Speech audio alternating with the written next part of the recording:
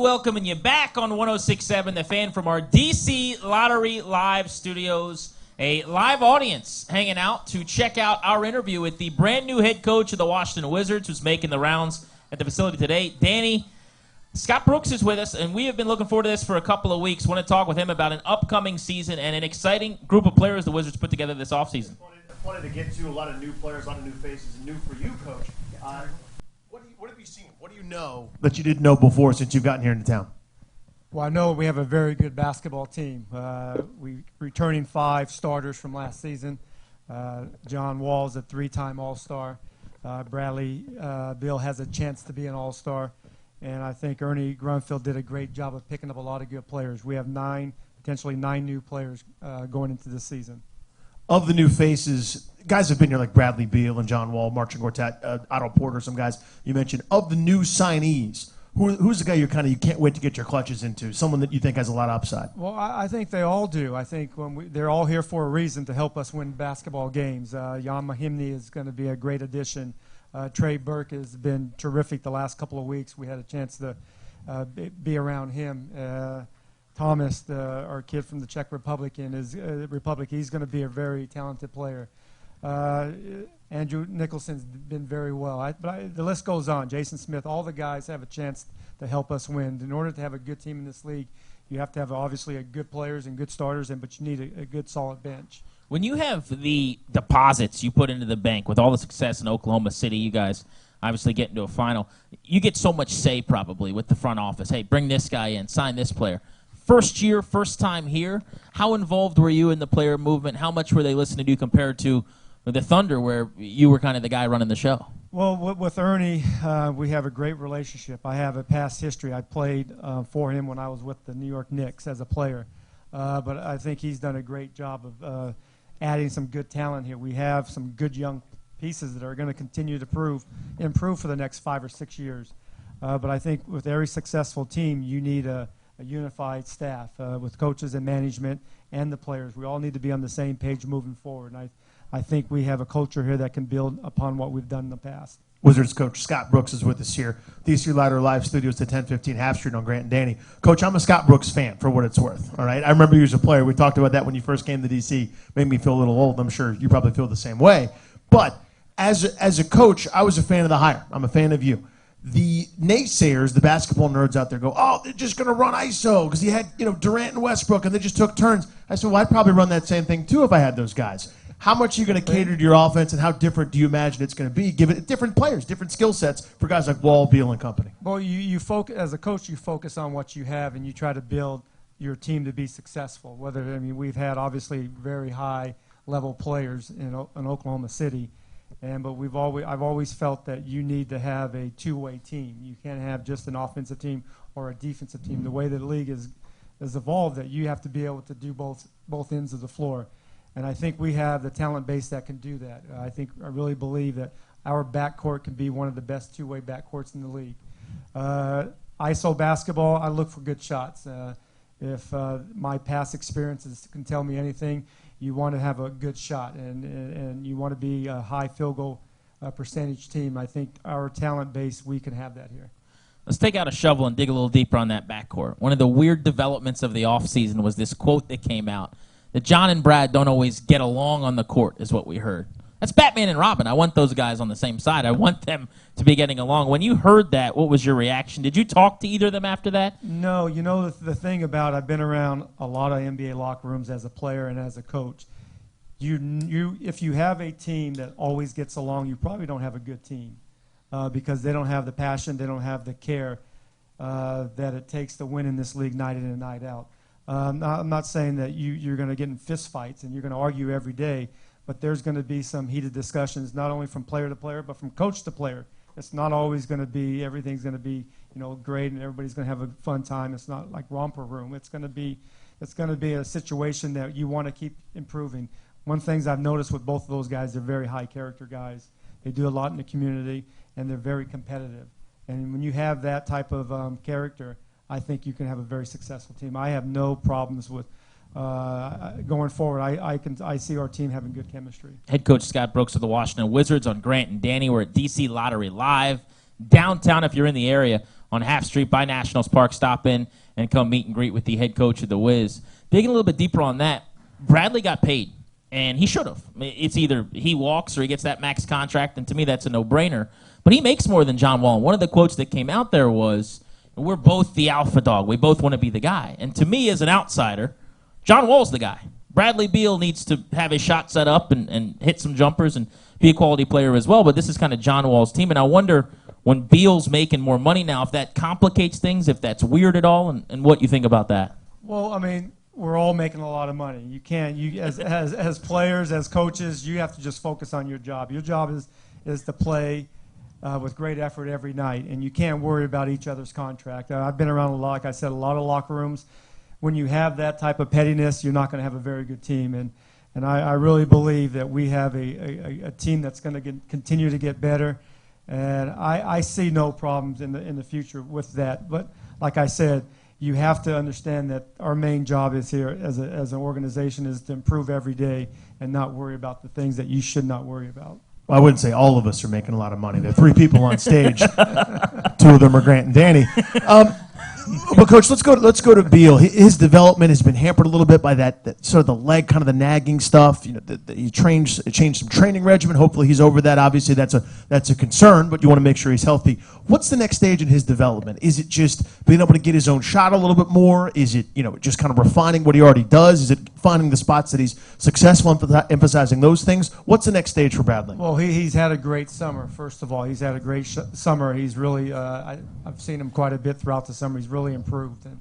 And the thing with Brad, I want him to continue to develop. He's 23 years old. Yeah. And he has 6, 7 more years of improvement than he has 4 or 5 just being a really good player and leveled off.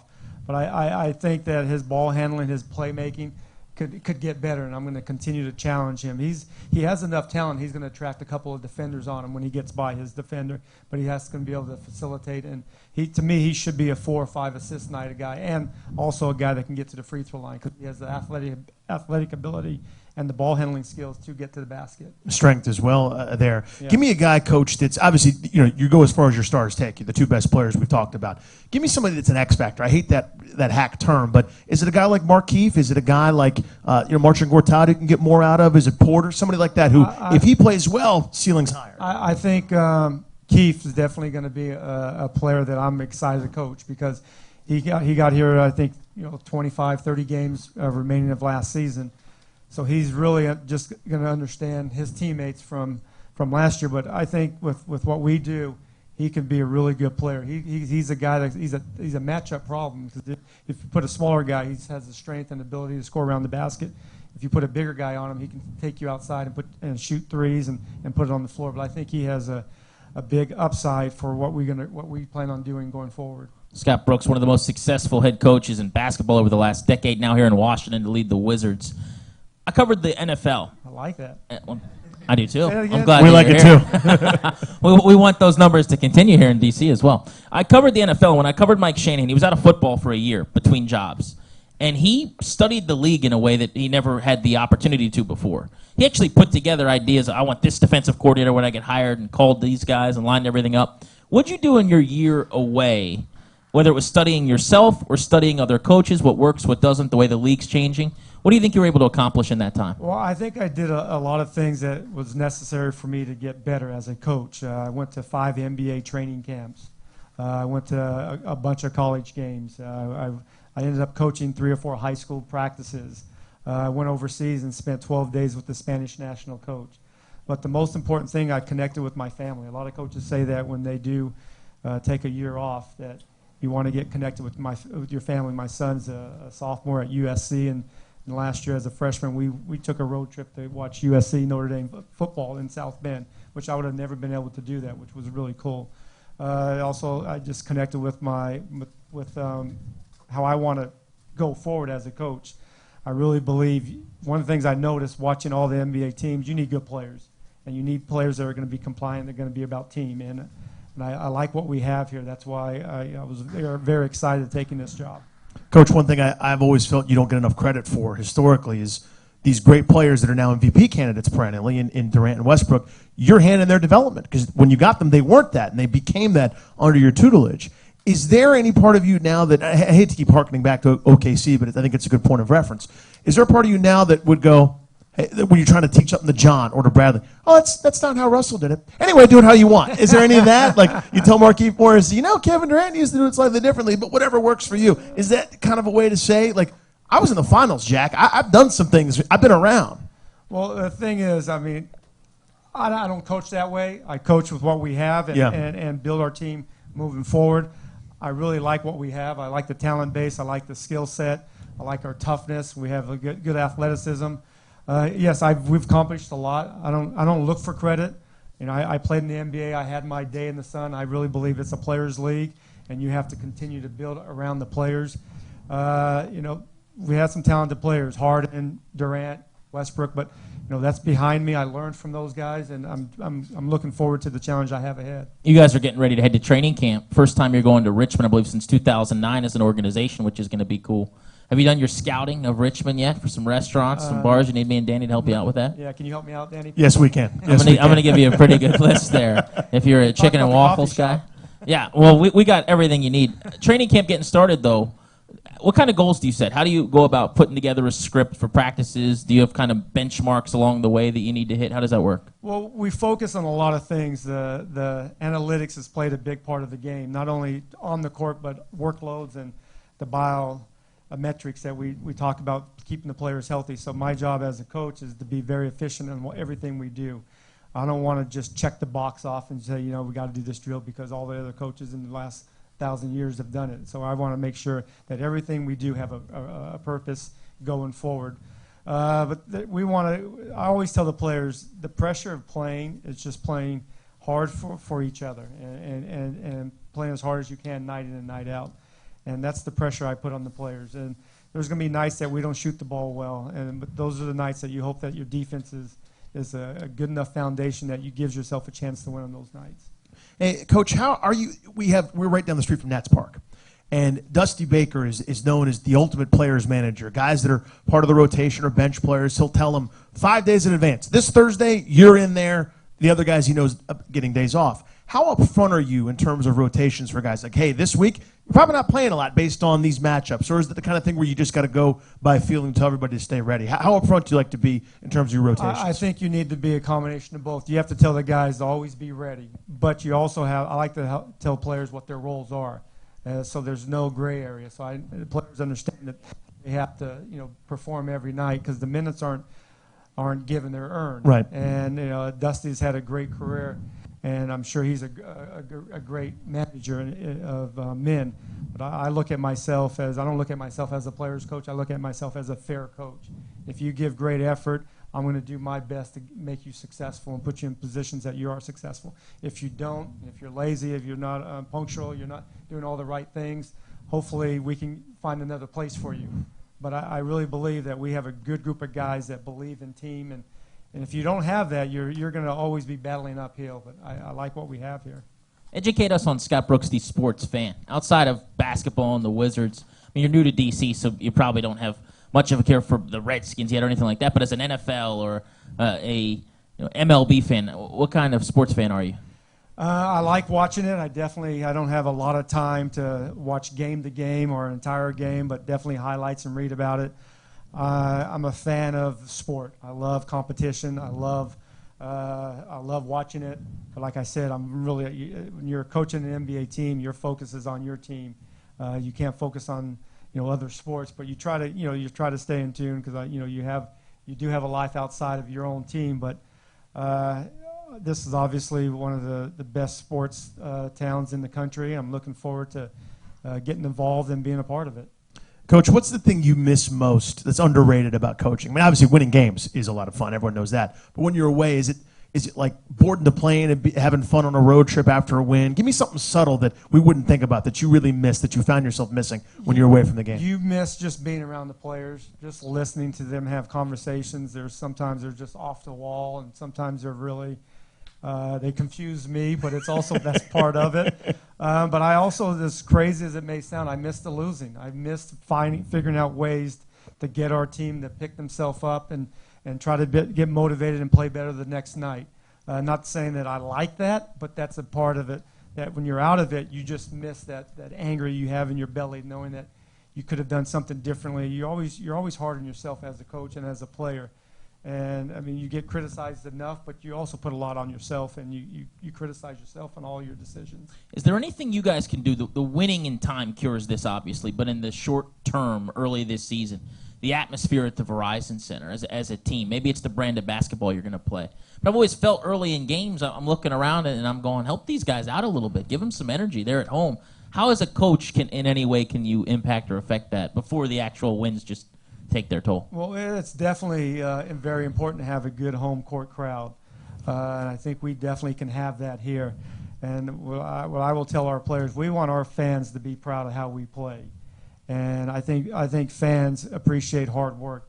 Fans appreciate effort, leaving it on the floor. And if we do that night in for 82 games, I think the crowd's going to always be behind us. And you know, there's going to be nights that we don't have it, where we need that crowd to give us that extra boost, and I think we can definitely have that here. But it all starts with how we